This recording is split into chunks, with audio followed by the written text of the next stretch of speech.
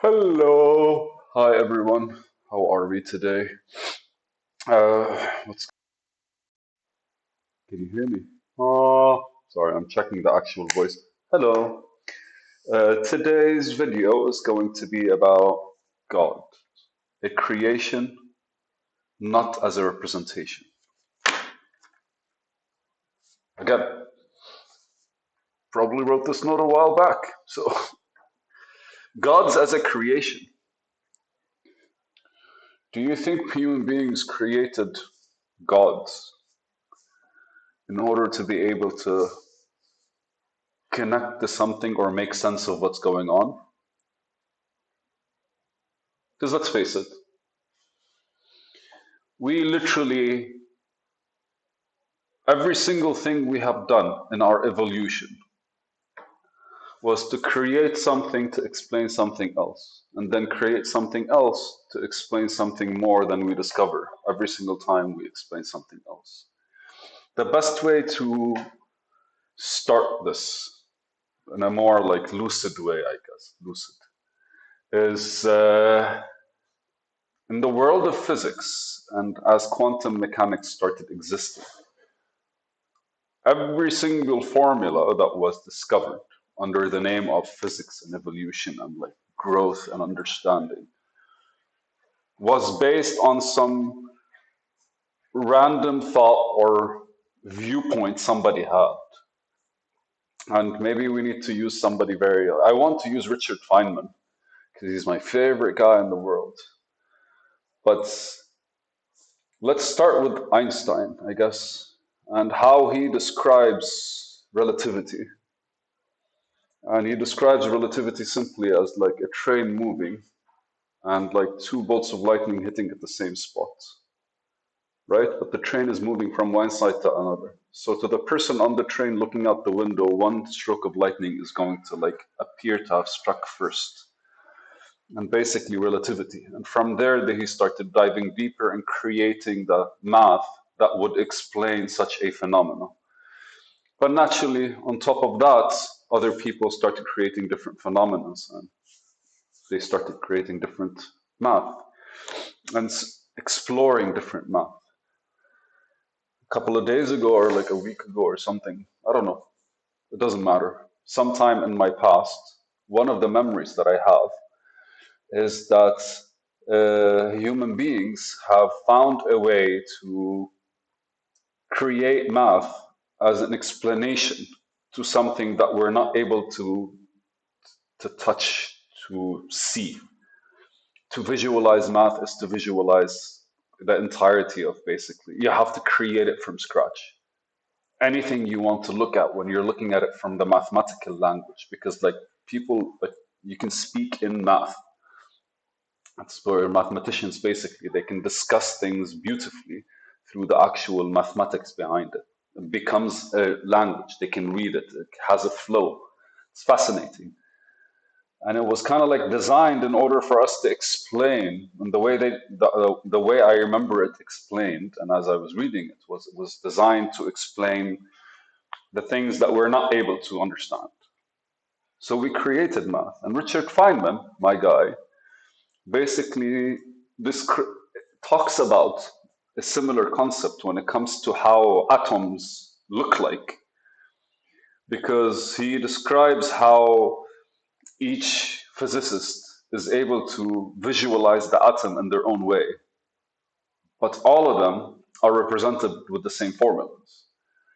And so, depending on the way they're actually visualized, different people were able to create their own, like any new formula that comes out is because somebody is looking at it from a different way. They were able to like conceptualize it differently. And so there's a new break.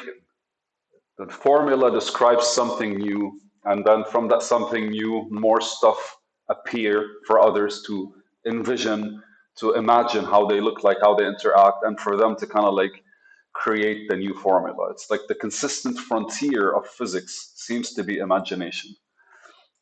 Going back to my note, God's as a creation, not as a representation. If we are to make sense of life, we can't. The best we could say is we exist. And like mystics would discuss it differently than then religious peoples would, and like atheists would discuss it differently, and intellectuals would discuss it differently. And it feels that we all agree there's a universe. We all agree we're on this earth. So in a way, we all agree that like, we came to be. But then that wasn't enough, was it? For us to agree that there's something that allowed us to be here, that gave us the opportunity to be here. Notice the words I'm using so that I don't say that something exists, because the nature of this video is more of a, if something does exist,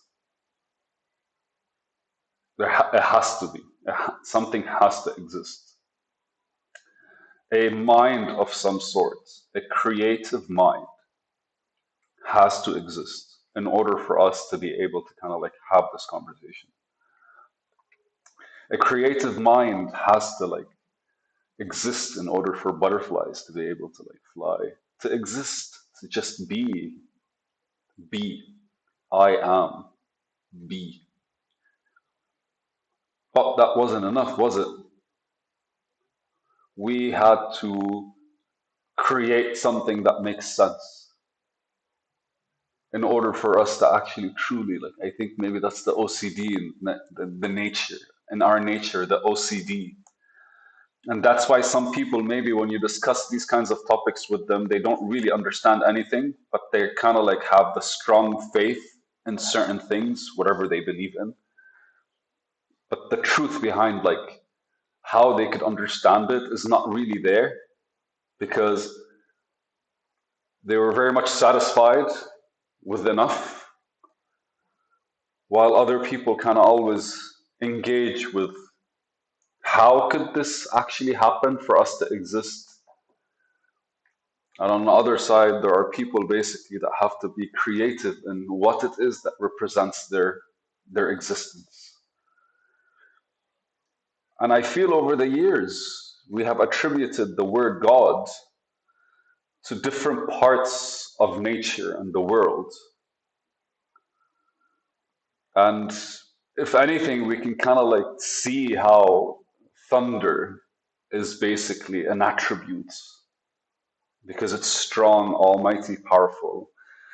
How water is an attribute, how Mother Nature is an attribute. It's one of those bigger things, right? That are attributes of this creation that gave existence to us, that allowed us to exist, that gave us the opportunity to exist. I really think this is an opportunity that we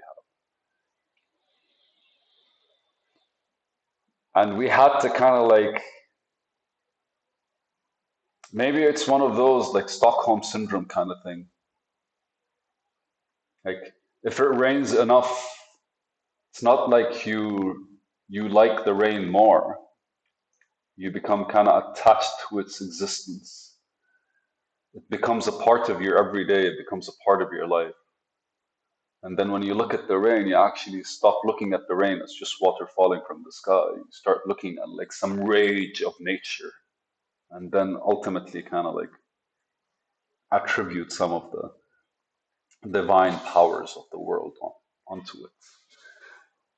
It is very true, but I'm talking about us creating our mental image. Because if anything, we are supposed to be the representation of this divine, godlike entity. Because everything about us is an expression of creation. We are and we can create, and we are and we can express. But it seems like all we are right now, instead of like the creators in our own reality, it seems like most of us just represent something. I don't know if that's enough to kind of like be excited about whatever it is you're trying to represent. You know, in the previous video or a couple of videos, I was discussing content in creation versus a content creator. If we become a representation, then basically we're like the copy pasting of something. It's like the same picture but painted by a different person. Still the same picture. There's no artistic value behind it. There's probably talent, there's probably discipline, but there's no output from the individual. There's a translation. Maybe I wrote this because I was thinking more about how the world is actually just, to us, more of a representation these days than as the creation that it is. That if we truly look at the world as it is, we get to see how every single part of it is created and how we actually kind of like add value to that creation or take value from it. But it seems like everything represents something to us because everything around us becomes either a trigger, either an emotional trigger, or just one of those anxiety things. I don't know. I'm going to circle this and come back to it at one point because I think it's a lot deeper than I thought it would be. Or I should have written more things about it. Damn, man, this is a happy topic. All right, it's a video.